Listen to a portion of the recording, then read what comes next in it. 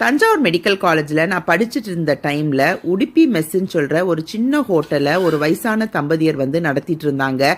அப்போ இந்த தோசை அவங்க பண்ணி தருவாங்க. எனக்கு அந்த மூமெண்ட் எனக்கு ஞாபகம் இன்னைக்கு யூகேல அதே மாதிரி தோசை இன்னைக்கு நான் ட்ரை பண்ணேன்.